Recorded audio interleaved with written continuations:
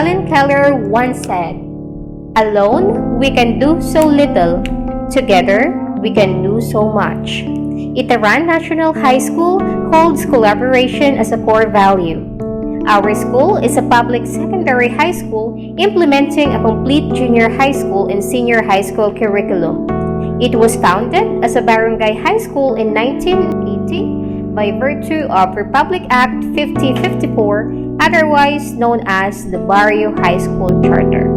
The school found temporary accommodation at Itaran Elementary School, but within a year of its institution, the school finally found a 4,500 square meter site of its own through the generous donation of the Victoria family.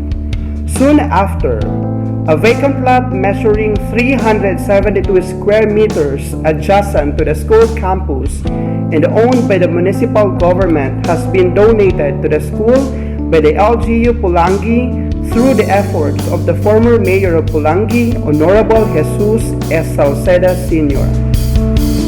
For the past school years, INHS had been participating in the different activities initiated by the Department of Education. Teachers were trained and equipped with the skills needed for the new normal education.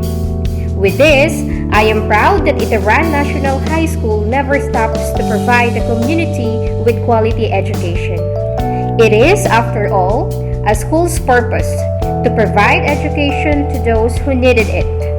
INHS do not plan to stop in producing change agents, which is exactly what the institution has been doing for the past 40 years. It's been 2 years since the start of pandemic, and every one of us are struggling to cope with the changes, especially in the field of academia. However, despite of the predicament, Itaran National High School continuously to strive for excellence and render quality education for the benefit of young learners and future nation builders. Together with the learners, parents, and other stakeholders, Itaran National High School celebrates with its growing family with 65 highly caliber teaching staff and 9 hardworking non-teaching staff with a total of 74 teaching and non-teaching faculty. Today, join us and let us all witness as we unfold the success achieved by Itaran National High School throughout the year.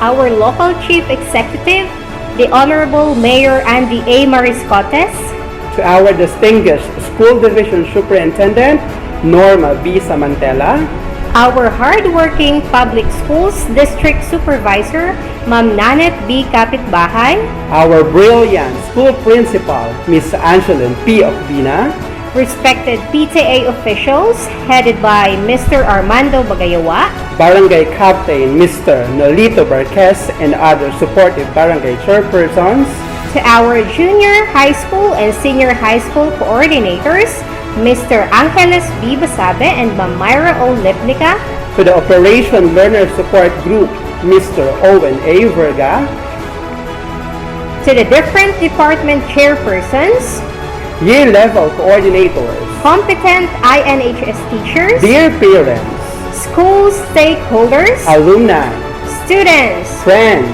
and guests. Good morning.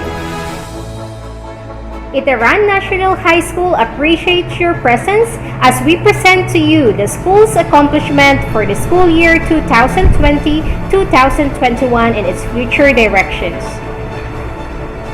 Despite of different circumstances, INHS is continuing to serve its clientele.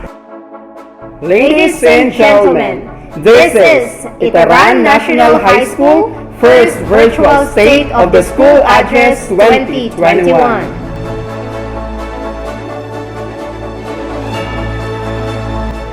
To formally start our program, let us all sing the Philippine National Anthem to be followed by a prayer through an audiovisual presentation.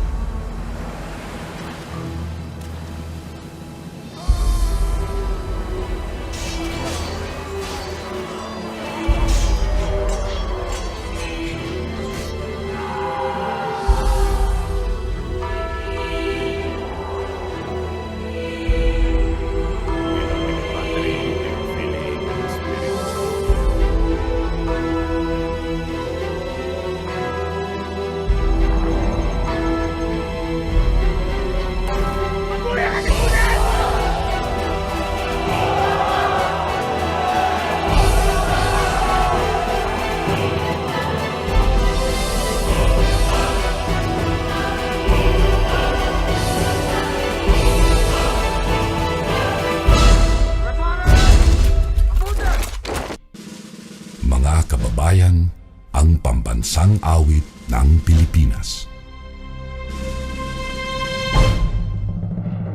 Kayang magiliw, telas ng silanganan, alam ng puso, sa dikit mo'y buhay. Lupang hinirang, tuyak ka ng magiting, sa manlulupin, di ka pasisingil, sa nagagang tutok sa simoy at sa langit mong pagaw, ay hinatang tulad, awit sa pagkayang minamahal. Ang isang ng matawad mo'y tagumpay na nagtitingin, ang bituin at araw niya kailan pang ay di magtitingin.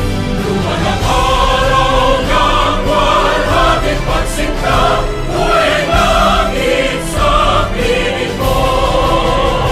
Ang inigaya ng pagkay mga amin, ang mamatay ng dahil sa'yo.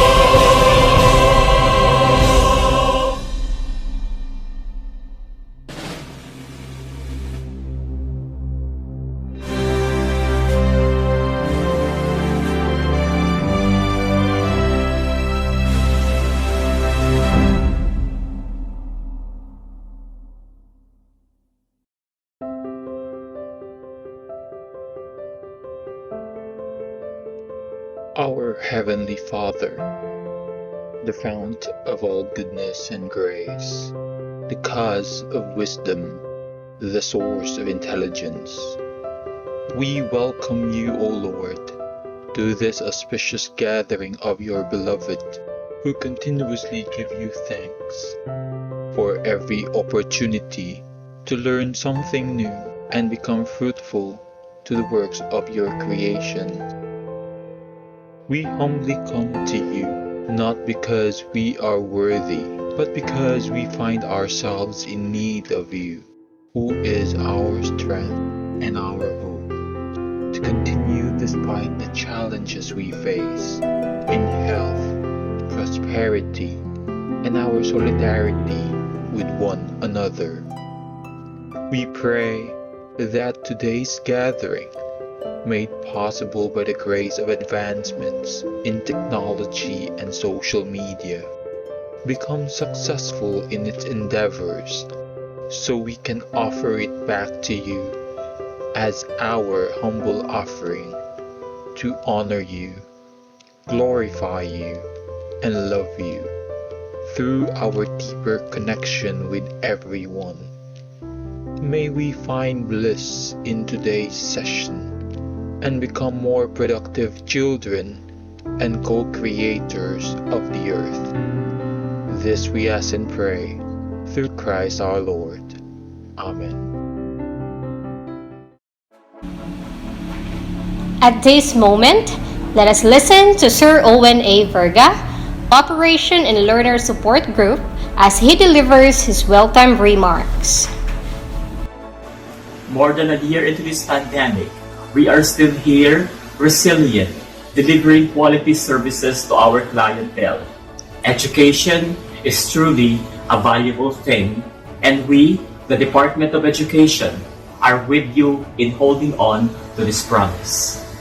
Dear parents, students, fellow teachers, and DepEd officials, welcome to this year's State of the School address of the Itaran National High School.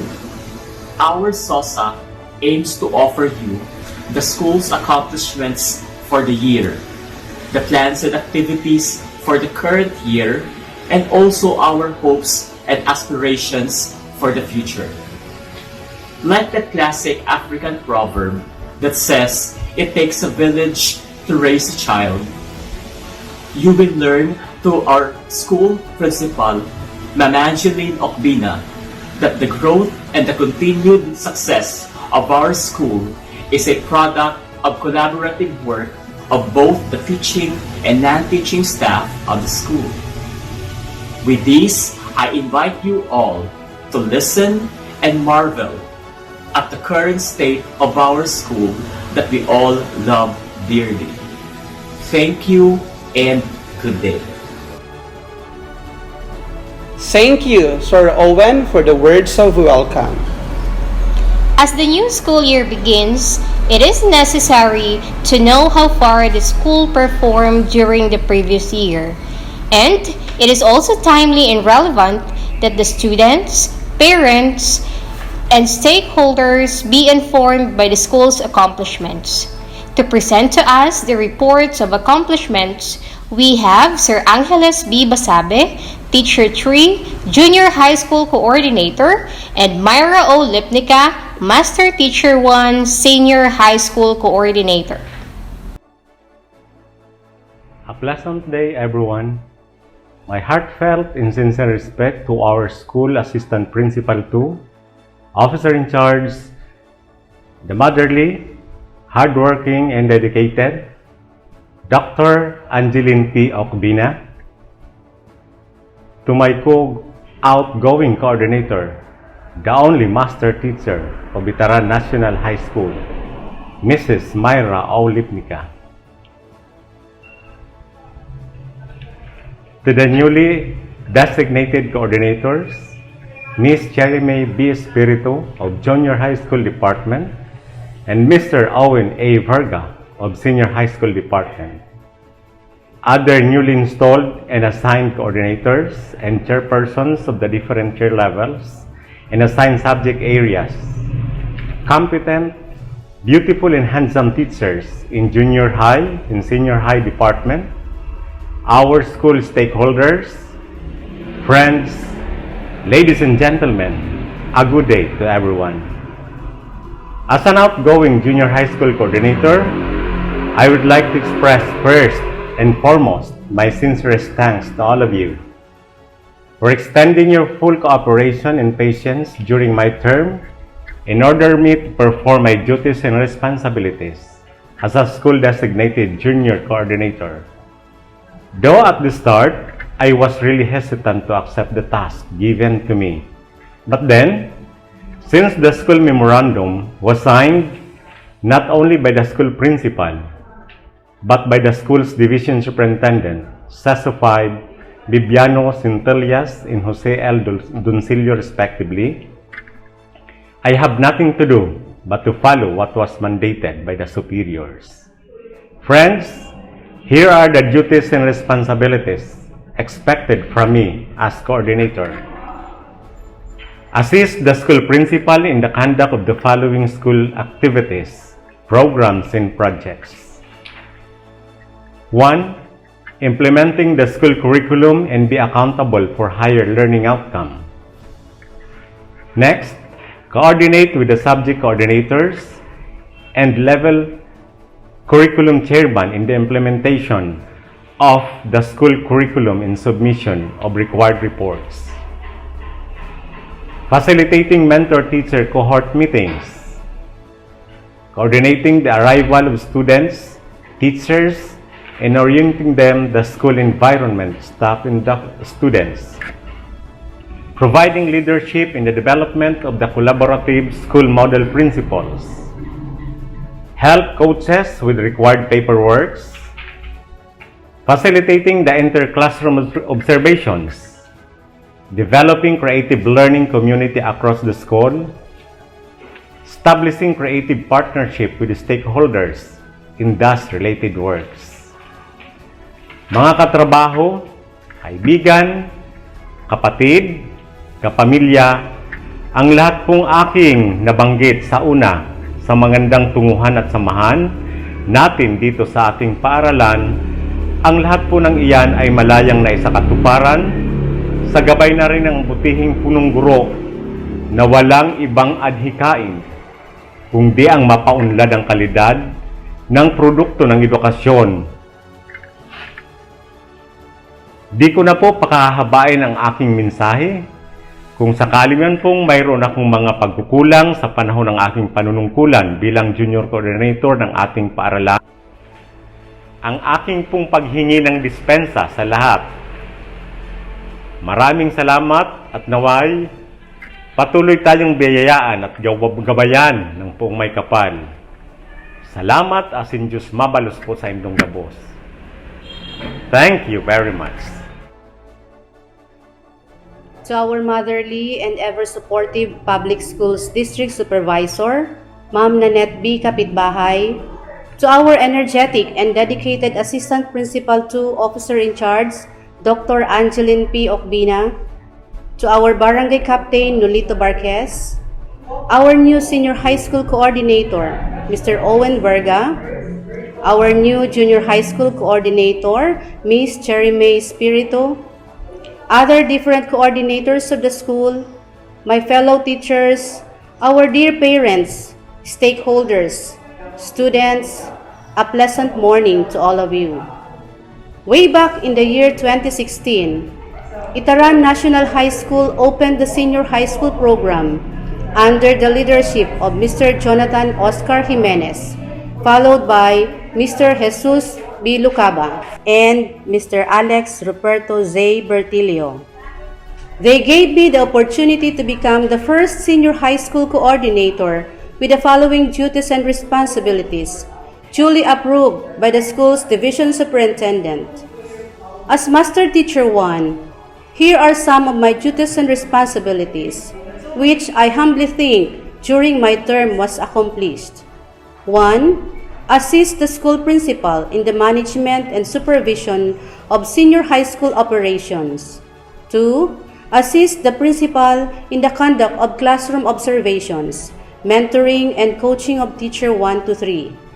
3. Assist the principal in creating an environment within the school that is conducive for learning. 4. Assist the principal in implementing the school curriculum and be accountable for higher learning. 5. Help develops the school education programs and the school improvement plan. 6. Help establishing a school community network and encourages the active participation of teachers' organization, parents, teacher community association. 7. Assist the principal in establishing network and potential partner industries, offices, and higher education institutions for work immersion of senior high school students. 8. Assist the principal in crafting the MOA for work immersion of senior high school. 9. Monitor and supervises the senior high school students on their work immersion activities. And 10. Attend immersion conference for senior high school. Ang mga nabanggit na mga gawain ay masasabi kong nagawa namin sa senior high school. Sinabi kong namin sapagkat hindi po lamang ako bilang coordinator sa senior high ang gumagawa dito, kundi ang buong departamento. Ilan sa aming matagumpay na nagawa ay ang makapagbigay ng may kalidad na edukasyon sa mag-aaral. Patunay nito, ang mga naunang nagtapos na ngayon nag-aaral sa kolehiyo ay nabibilang sa President's List, Dean's List, Outstanding Student at iba pa. Ang iba ay may maganda na ring trabaho. Nagawa din po naming makipag-ugnayan sa iba't ibang immersion partners tulad ng Primus Restaurant sa Ligao City para sa mga mag-aaral na kumukuha ng TVL Home Economics, ang IDS College sa Ligao City at Dantes Computer Shop dito sa Pulangi para naman sa mga mag-aaral ng TVL CSS ICT. Nagkaroon din kami ng pagkakataong makadalo sa mga seminars at trainings upang mas lalo kaming magkaroon ng malawak na kaalaman na maibabahagi sa mag-aaral ng senior high school. Marami pa kaming nagawa sa senior high school na hindi na nangangailangan ipakita sa pananalita sapagkat ito ay makikita na lang po sa gawa. Sa tulong, gabay at buong pagtitiwala ng aming butihing punong guro na si Ginoong Jesus Lucaba, ang lahat ng mga pagsubok o hamon na aming nakaharap sa 4 na taong nakalipas ay amin pong naisakatuparan. Kung kaya't, sa pagkakataong ito, ay nais kong ipahayag ang aking taus-pusong pasasalamat sa inyong lahat.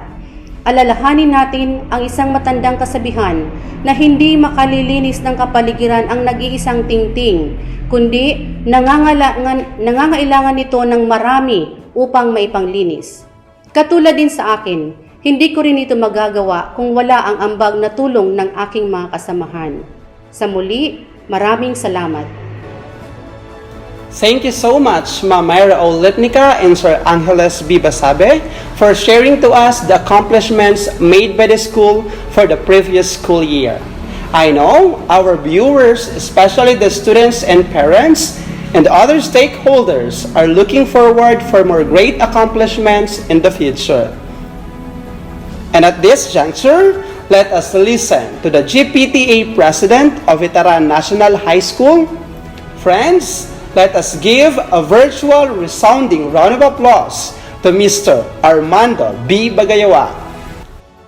Ako po si GPT Presidente Armando Bagayawa ng Itaran High School. Wala po idi ako nganing ikapaliwanag man po na kinuno po ka na nagiginibuan ka na GPTA sagad po kan sa aking grupo.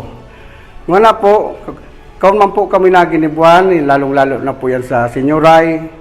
Kaun man po kami naginibuan na ito na nagbalak po kami ka na grupo na makababetang basang bakod po ito, ngana po nakapaposte po kami ng upat. Ngana po, dawangan po pandemic, kan GPTA po, naisuporta hindi po sa Itaran High School. Ngana nga po, nganang reluagan po kami, ng buro barangay po kami, nagtaw po kami nin mga form, pag-enroll po ito sa Itaran High School. Kaya po, kaming grupo sa ng kading GPTA, iyan po na pagsuporta na naman sa karaya sini kagagayong po kading Itaran High School. Kaya po, amo na po ka na paliwanag ko sa inyo na amo man po ka na naginibuan, ika na GPTA. Thank you, Mr. Armando Bagayawa, for the inspiration you have given to us. We salute to your dedication in rendering quality services to the school. Just like the others, we are also looking for your future initiatives that will bring positive change in our institution. Good luck to you, Press, and advance congratulations. To enlighten us and be informed of the school programs and activities related to guidance and counseling, let us lend our ears to Ma'am Maria Cecilia Natividad. Good day, everyone. I am Maria Cecilia Natividad, the President of Itaran National High School Teachers Club and the Guidance Facilitator. I am here today to share the accomplishments of the club and the Guidance Office for school year 2020-2021. Let me discuss first the accomplishment of the club. First on the list is the installation of the food labor station. This project was accomplished last February 7, 2020. The food labor station was the outcome of the solicitation from private entities and the students who graduated from this school. We were also solicited food stand for the alcohol, rugs, and hard brooms. For the subsequent school year 2020-2021, these are the accomplishments of the Itaran National High School Teachers Club. We were able to convert the old guidance center into a teacher's lounge with the goal of providing the teachers with a space to spend their downtimes, to rest and relax in after they were done with their task. We purchased chairs, table, utensils, and repainted the walls of the lounge. These were all done by April 2021. The Itaran National High School Teachers Club also launched Project Heart last May 2021. The aim of the project is to provide school supplies to less fortunate but deserving students of Itaran National High School. We tap our stakeholders as sponsors and partners. This project is ongoing, and we are planning to release the school supplies by October 11 to 15, 2021. We plan to choose and award the kits to 50 learners of the peer grade level, so far, we were able to solicit 13,650 pesos.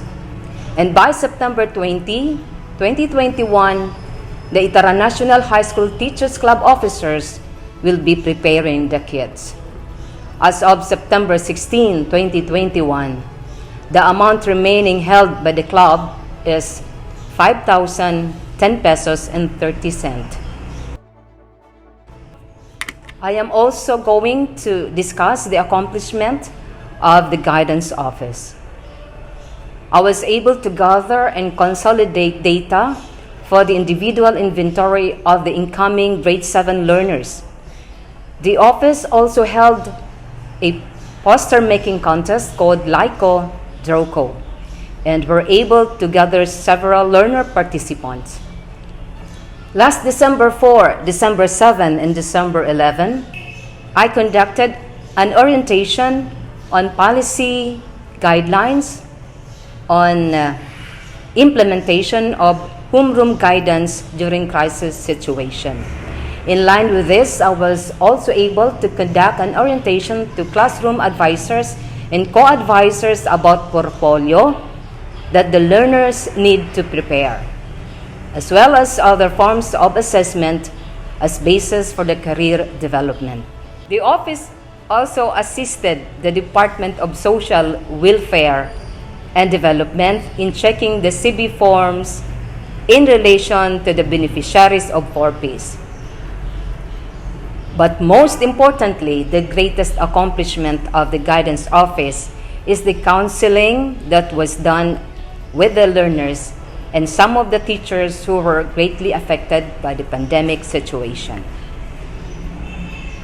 And I want to take this opportunity to express my sincerest gratitude to those people, my Itaran National High School family, friends, alumni from the different batches, and sponsors who willingly shared, donated, and supported all the activities and projects of the school. May God shower you all the blessings and give you abundant life. That is all for the accomplishment of the Itaran National High School Teachers Club and Guidance Office. Thank you very much. Be safe always, and God bless us all. Friends, let us give our guidance counselor a big round of applause. My congratulations to you, Ma'am Natividad, for an amazing accomplishment. And now, to inspire us by one of our dedicated student leaders, I am proud to present to you Mr. Romar Dave Camoral, our SSG Vice President.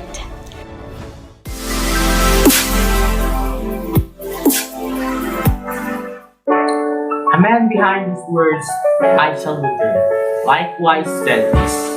A true leader has the confidence to lead, the courage to make tough decisions, and compassion to listen to the needs of others. He doesn't cut out to be leaders. He becomes one by quality of his actions and the integrity of his intent.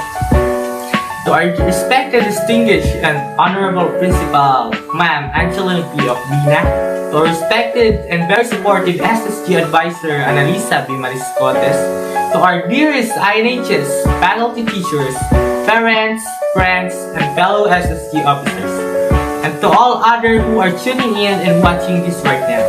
As I represent the Supreme Student Government Body, it's my greatest pride to welcome you all to our remarkable and very first State of the School Address. Because of the COVID-19 threats, our lives has been stopped and many are suffering from the detrimental effect of the current situation.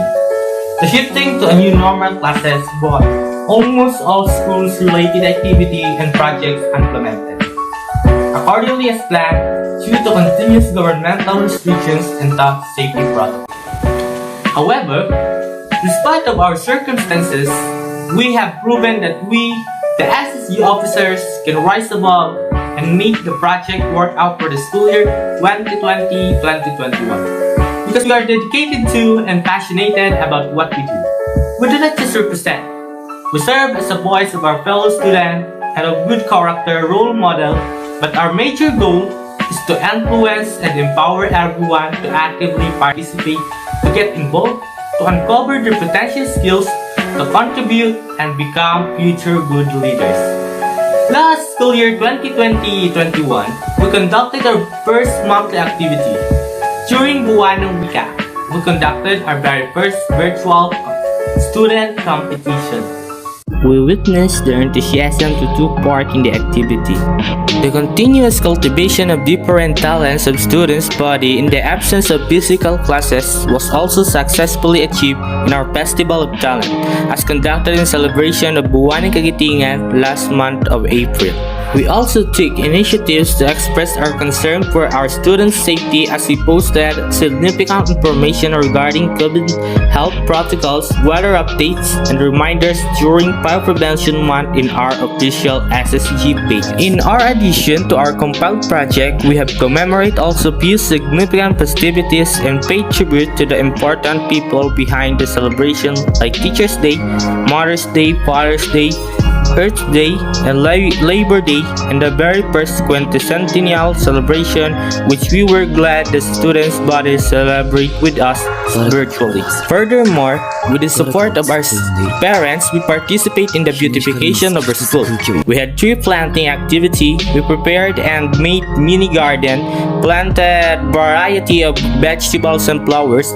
Likewise, we utilize our innovative skills as we construct benches out of worn materials and now placed at the school quadrangle. On the last month of the school year, we are thankful that the Division Federated Supreme Student Government conducted 3-day virtual leadership training program with a team fostering student leaders in the new normal, which we actively joined and gladly that we rekindled our passion to serve and acquired new leadership skills where we can continuously adapt it in our pursuit of leadership, service, and actions. Our efforts and accomplishments may not be enough to meet all your expectations, but rest assured that with your support, we will keep our best to do more and become more. Let me end my words of accomplishment with our beloved mantra. We are SSG 2020-2021. We are pandemic leaders, channels of light, hope of compassion and unity. On behalf of our SSG President Joseph Sandigon, this has been Romar Dave Camoral, SSG Vice President. Good day and be safe, everyone.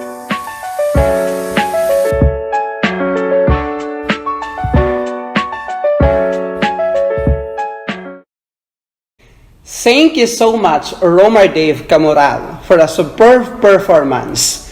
Indeed, with all your dedication, it proves that pandemic is not a hindrance for us to perform our responsibility as an individual. May you serve as an inspiration to all our young learners for them to be responsible students. To all our viewers, I hope that you are still with us and attentively listening to our virtual State of the School address. Let us continue. To inform us about the school report card, we give you Ma'am Myra B. Siciliano, our LIS coordinator and school registrar. A virtual round of applause, please. To our dear principal, Mrs. Angeline P. of Bina, teachers, parents, students, and stakeholders, a pleasant day to everyone. Thank you for giving me the opportunity to be here on this important day. This is Myra Siciliano, the school LIS coordinator, and I'm going to be speaking to you today about the school report card for the school year 2020-2021. The SRC is one of the core components of the school-based management trust by the Department of Education. It is a report that provides stakeholders a snapshot of the school's current condition and performance. It is a tool for advocating and communicating the school situation, context, and performance to the internal and external stakeholders to involve them in making the school a better place for learning.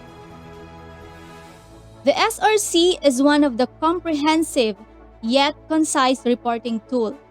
It has 3 parts. First, the school profile. Second, the performance indicators measuring aspects of access, quality, and governance. And the third is the status of the school projects. In creating the SRC, the school may refer to the School Community Data Template, SF3, SF7, Basic Education Information System or the BEIS, SBM reports, the Child Friendly School Survey, and other reports from the project teams and other stakeholders to create its SRC. SRC information should be presented through graphs and charts with corresponding interpretations below to help the stakeholders understand this better. The school may produce their SRC in the form of a booklet, brochure, or any form they want as long as the SRC is visually appealing and comprehensible and the minimum indicators are presented. Once the SRC is prepared, it shall be signed by the school head, Parents Teachers Association or the PTA President, Student Body President, the teacher representatives or teacher club president, and the school governing council chair to ensure its ownership and accuracy. May I now present to you the school report card of Itaran National High School for school year 2020-2021. School ID 301828, Junior High School with Senior High School, with SBM Level of Practice Level 2, maturing, introducing, and sustaining continuous improvement process that integrates wider community participation and significantly improve performance and learning outcomes. The first part is the school profile, the enrollment. In school year 2020-2021, the total enrollment is 1,384. From school year 2019 to 2020, the number of male enrollees decreased from 694 to 672, and the number of female enrollees decreased from 753 to 712. This can be attributed to move out, dropouts, and transfer of residents. Next is the learner's material. The grade level with the highest percentage of available learning materials in grade 10 with 258.73% as compared to other grade levels. The average percentage in terms of availability of SLMs is 186.47%. Next is the teacher's highest educational attainment based from the BEIS for school year 2020-2021. This chart shows the number of teachers based on the highest educational attainment. 3 teachers with master's degree, 36 teachers with master's degree units, and 23 teachers with bachelor's degree.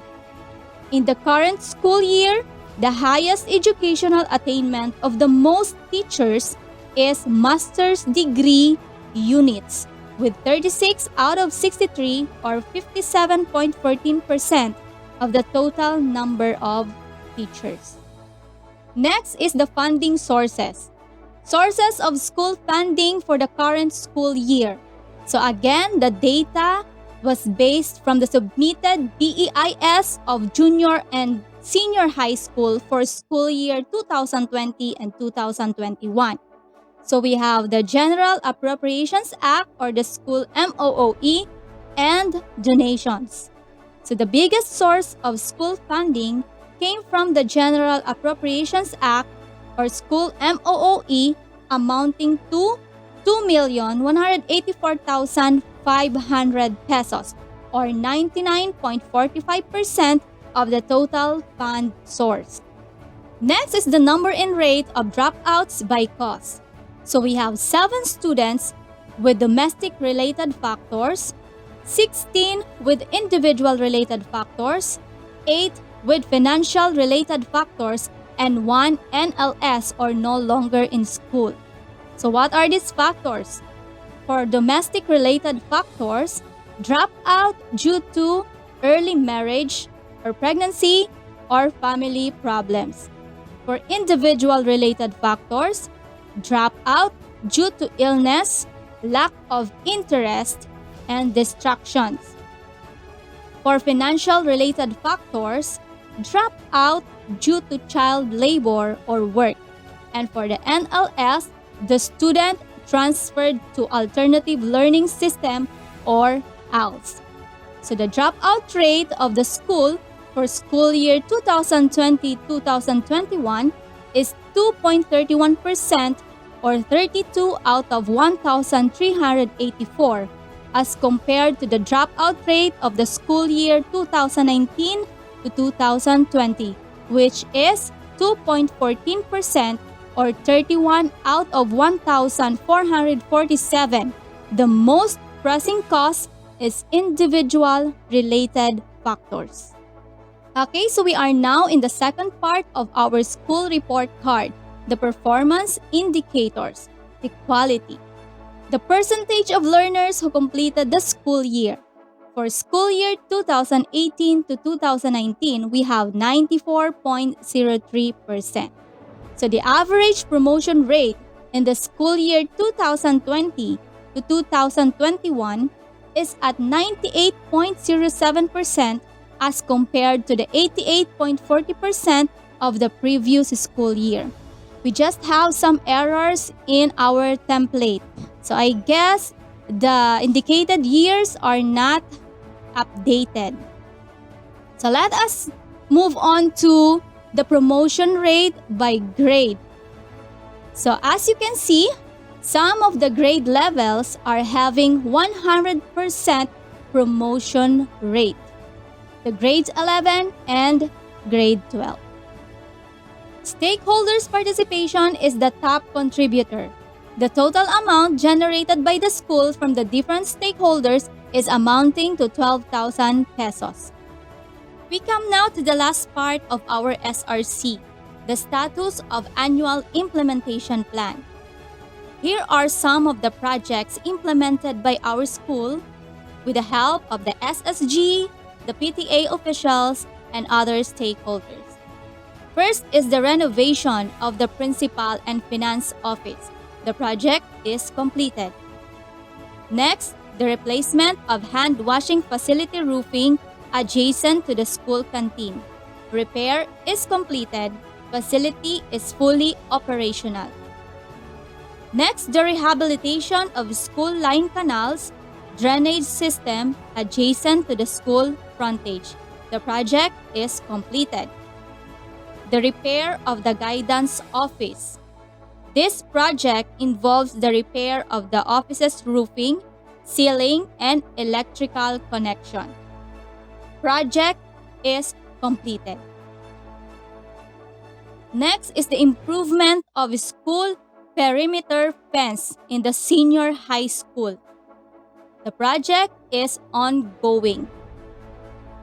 Next is the establishment of vegetables, other crops garden at the senior high school grounds. Garden plots ready. Plots are ready for planting. Repair of the newly turned over senior high school building in the main campus. Majority of the classrooms are ready for occupancy. And the last, the senior high school building steel door installation. The project is completed. That's all. Again, this is Myra Siciliano, the school LIS coordinator. Thank you so much and have a good day. Thank you so much, Ma'am Siciliano. I am pretty sure that our students and parents are now enlightened about their concerns related to school report card.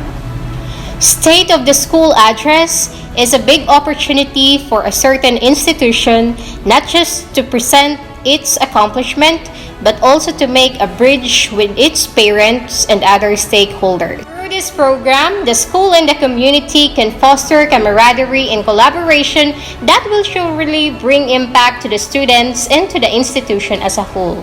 And at this moment, to present to us the school's accomplishments, such as the SBM level of practice, is Mayor Report for first to third quarter, and the partnership of INHS to stakeholders, friends, let us all welcome our brilliant school principal, no other than Miss Angeline P. Ocbina.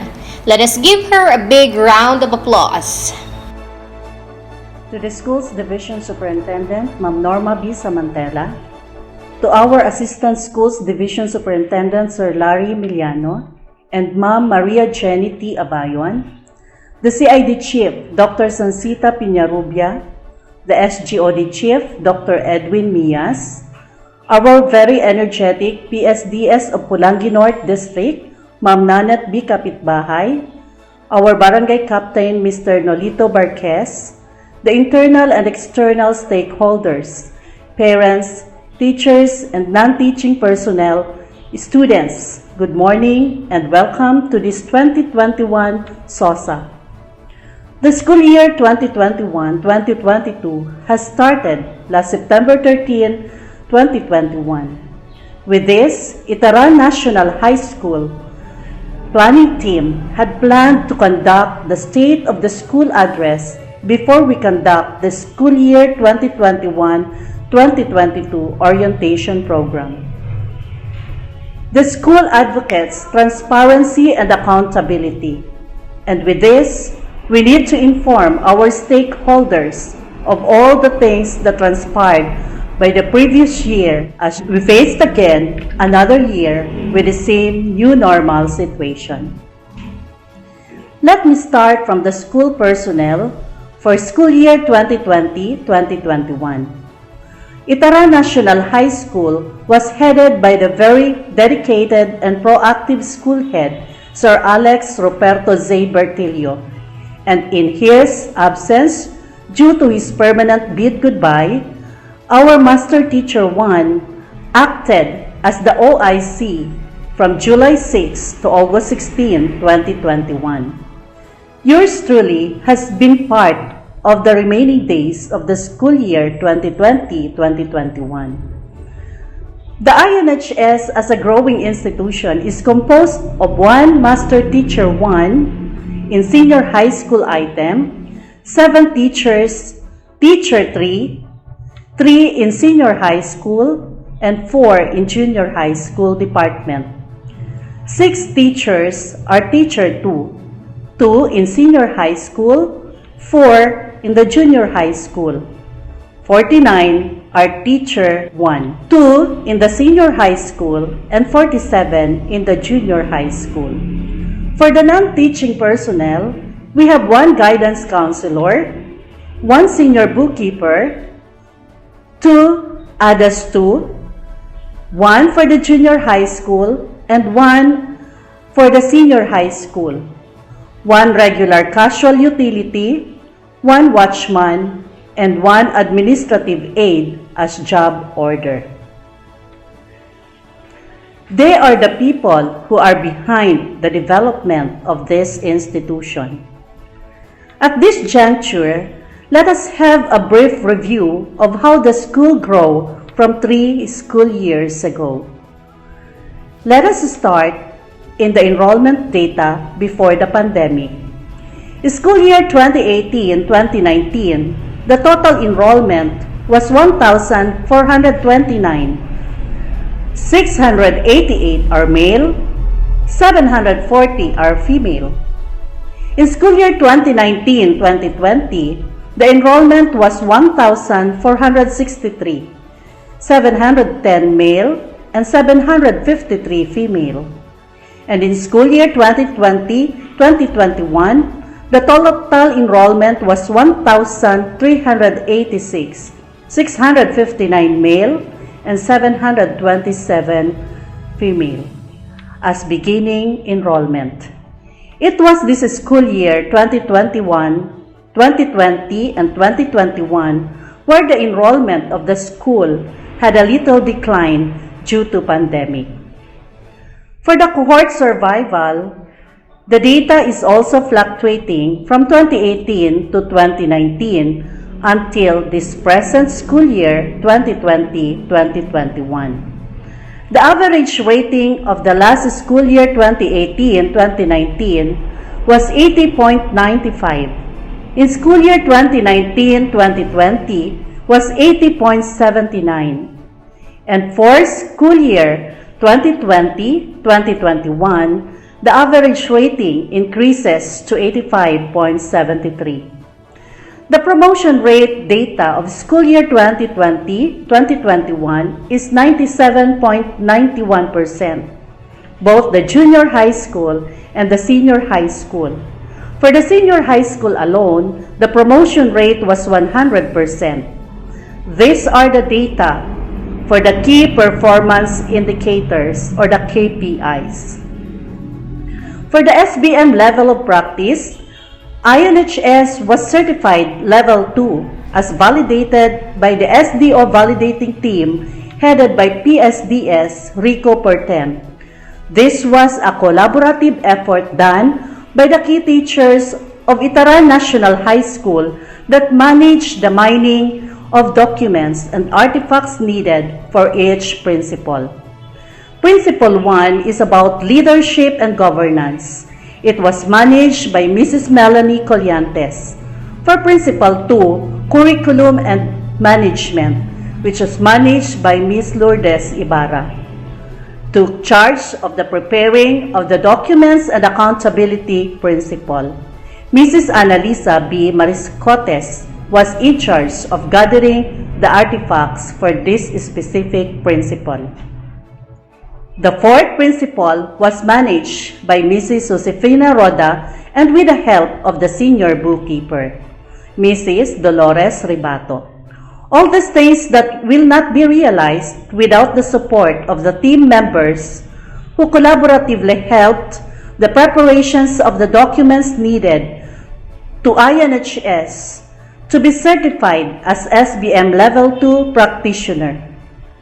Special mention to our SBM coordinator, our Master Teacher 1, Mrs. Myra Osman Lipnica, whose effort in managing her team made the validation successful for our school to be certified as maturing level of SBM practice.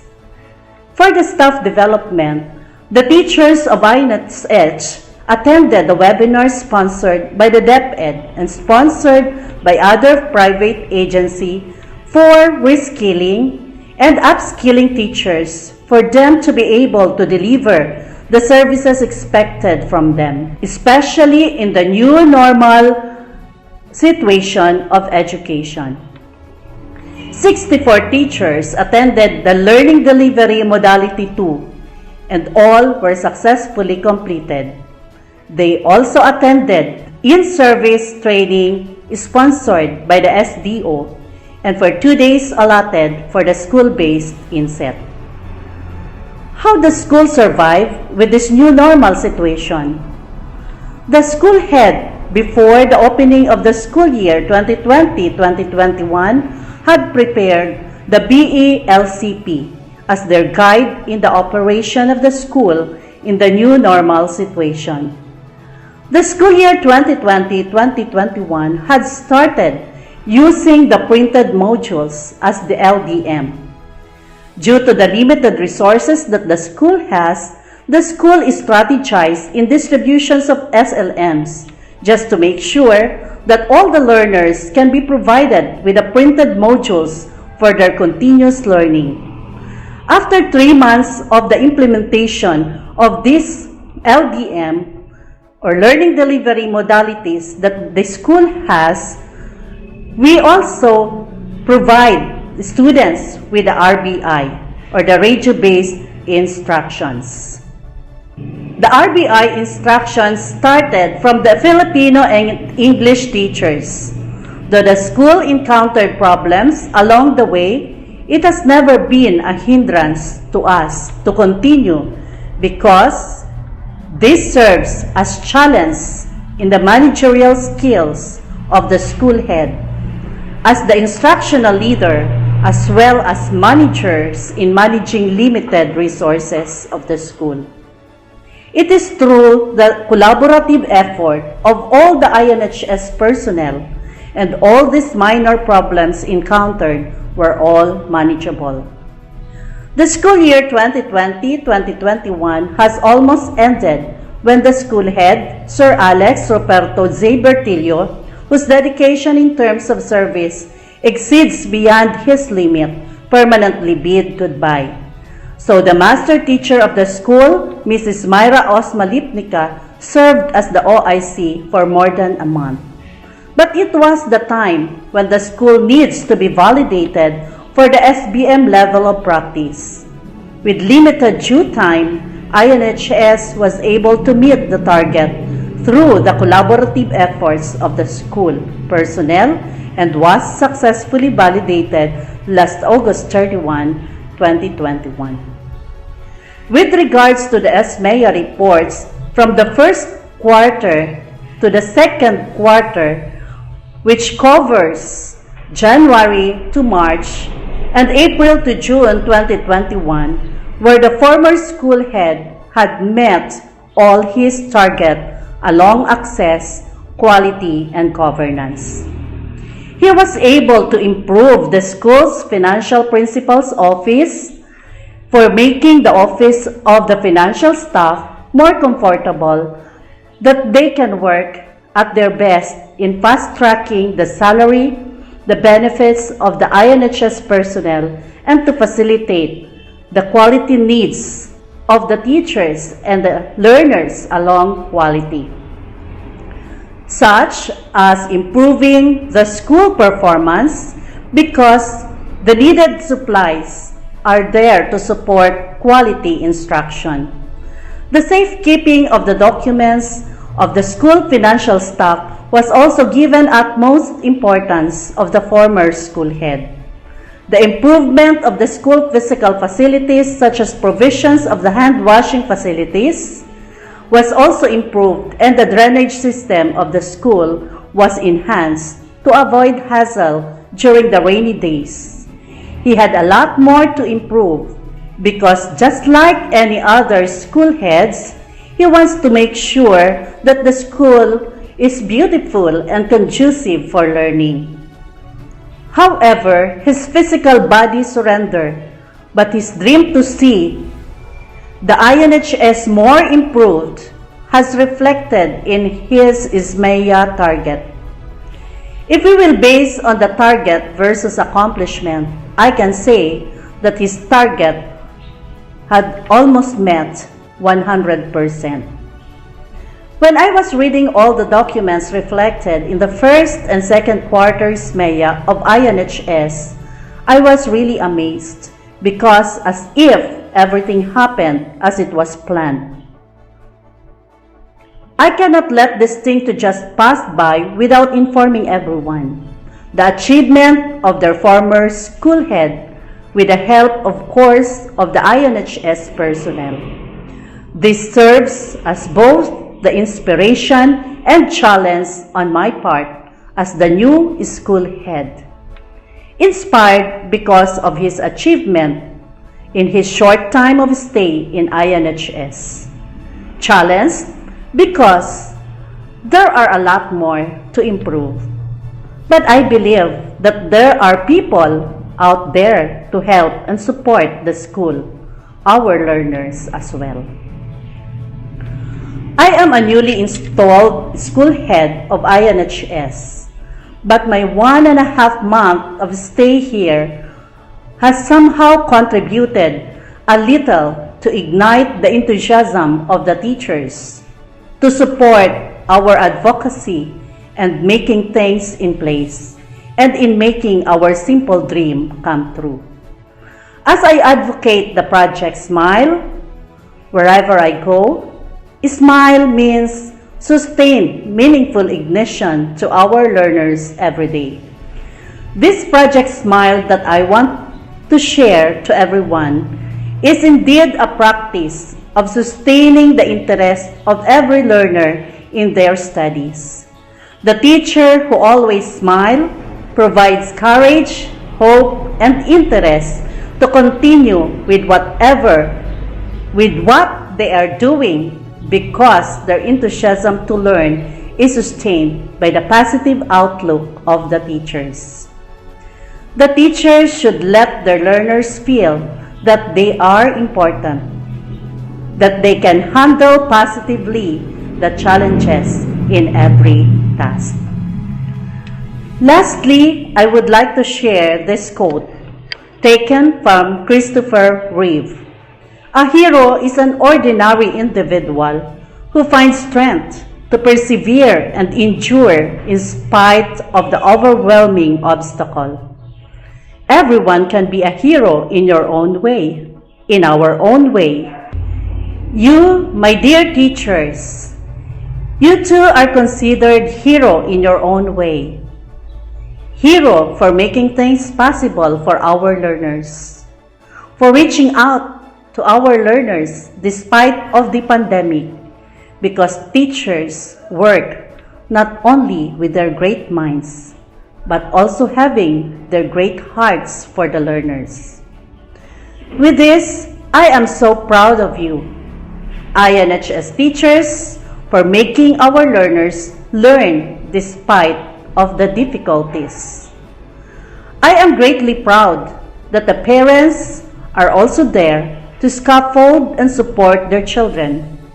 Without the collaborative effort of the teachers, parents, and administrator, we cannot make this thing possible. The 2021 State of the School Address is one way to say thank you to our internal and external stakeholders in helping Itaran National High School achieve its goal of continuously providing quality education despite of pandemic.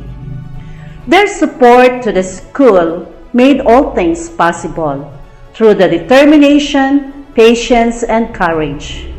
The teachers, parents, as well as the learners had embraced the new normal system of education.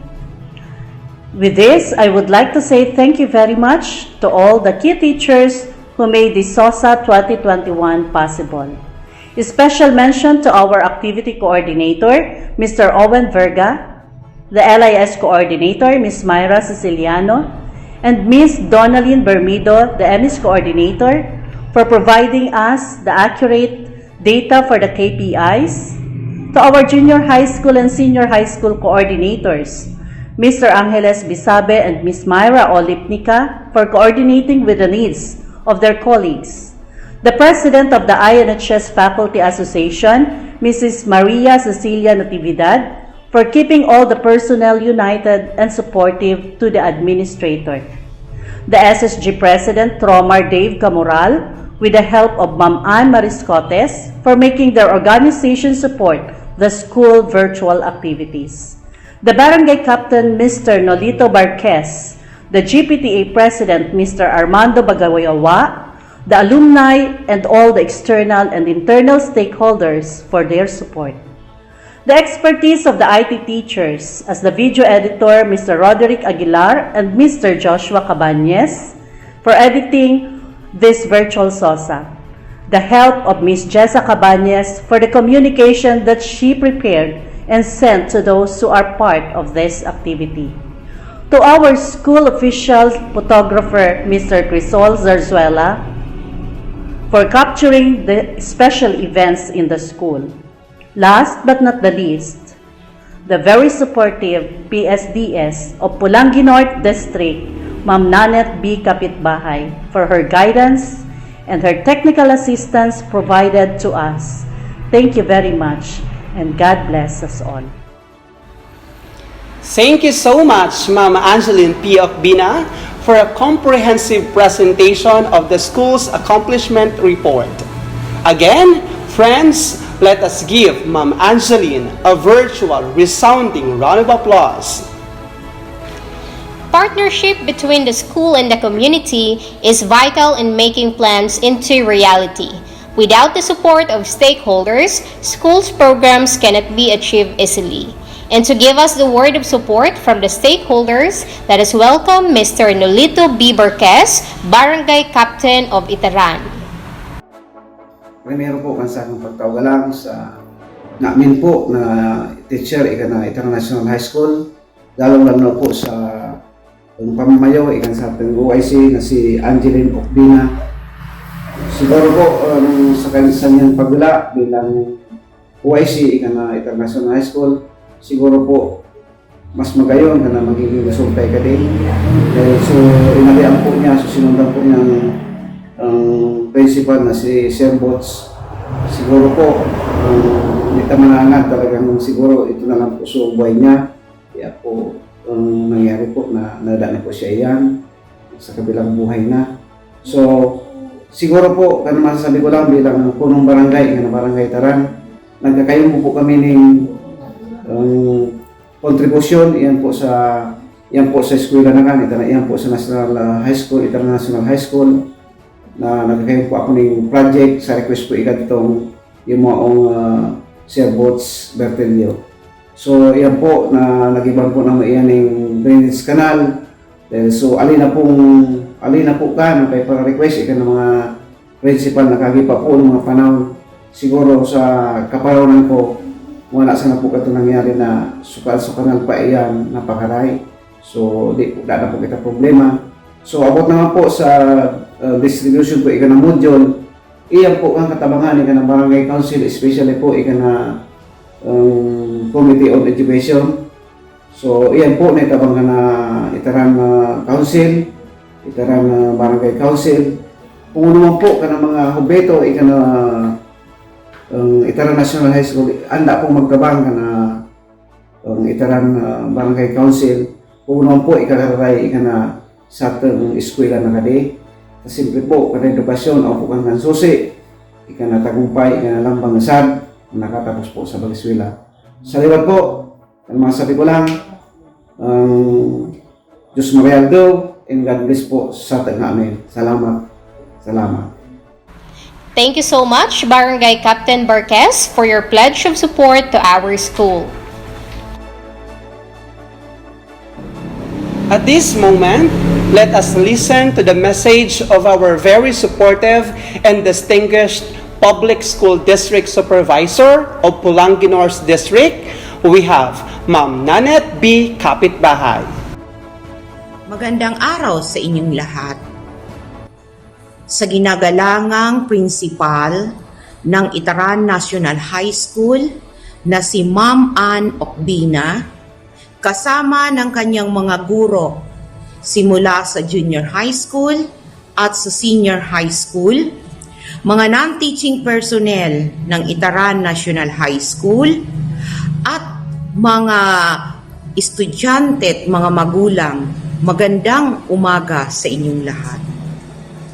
Ako ay narito ngayon para pasalamatan ang buong staff ng Itaran National High School sa activity ito na ginagawa nila ngayon, kung saan ipapakita nila at ibabahagi sa inyong lahat ang kanilang mga accomplishment sa taong nagdaan at kung ano ang gagawin nila sa taong kasalukuyan. Ang school report card ay laging ginagawa at SOSA, State of School Address ng principal, ay laging ginagawa taon-taon para maibahagi sa lahat kung saan na ang school sa panahong ito. Kahit tayo ay nasa panahon ng pandemya, kailangan pa rin naman naming maiparating sa inyo, mga stakeholders, mga parents, sa LGU, sa barangay officials, sa lahat ng mga taong tumutulong sa eskwelahan, maiparating namin kung nasaan na kami sa kasalukuyan. Kaya, ngayon, handang-handa na kami para ibigay uli sa inyo kung ano ang kalagayan ng Itaran National High School sa panahong ito.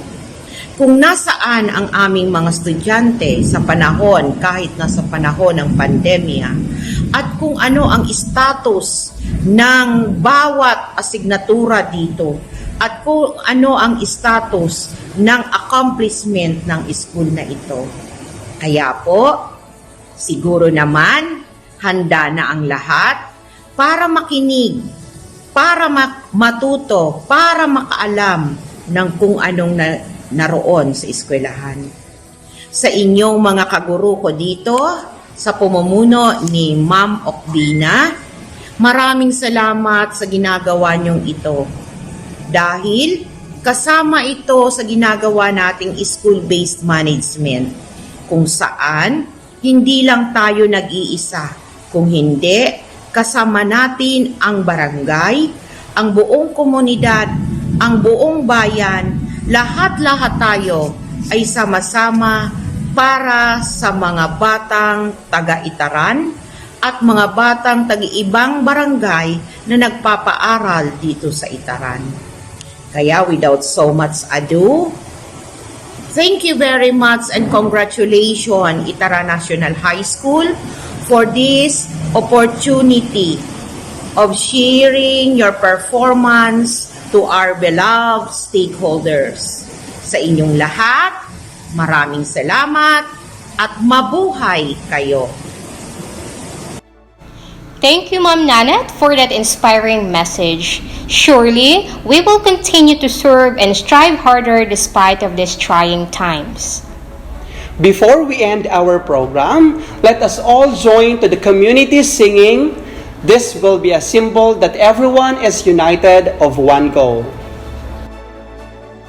Dr. S. Radhakrishnan said, "Teachers are the destiny shapers, the real nation builders whose life is a reflection of sacrifice, dedication, and commitment." Dear teachers, this is for all of us.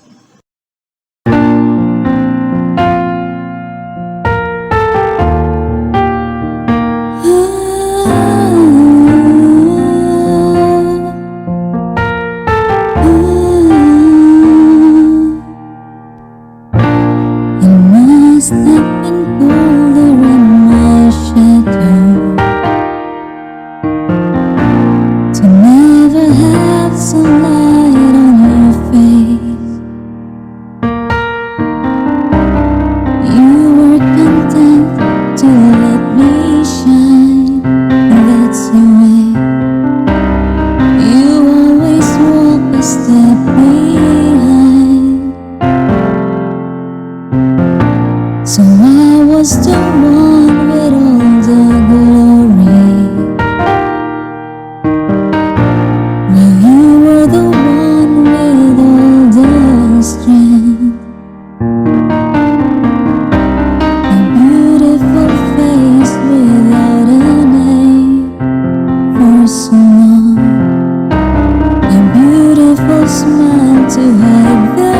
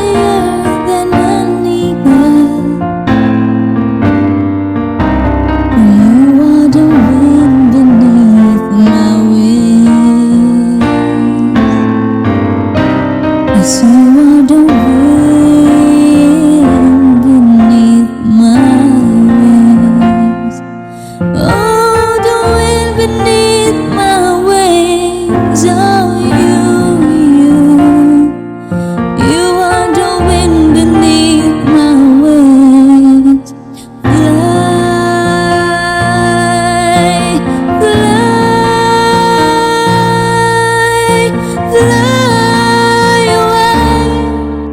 You let me fly so high. Oh, you are the wind beneath my wings. Oh, you are the wind beneath my wings. Fly, fly, fly high against the sky. So high I almost touch the sky. Thank you, thank you, thank God for you, the wind beneath my wings. That ends our program for the first virtual State of the School address. As we move forward to the next path, INHS will continue to serve the students and the community. Through strong partnership and collaboration, we will surely reach the peak of success. This has been Ma'am Miriam S. Bosque And Sir Mark Fornaliza saying, thank you and may God bless us all.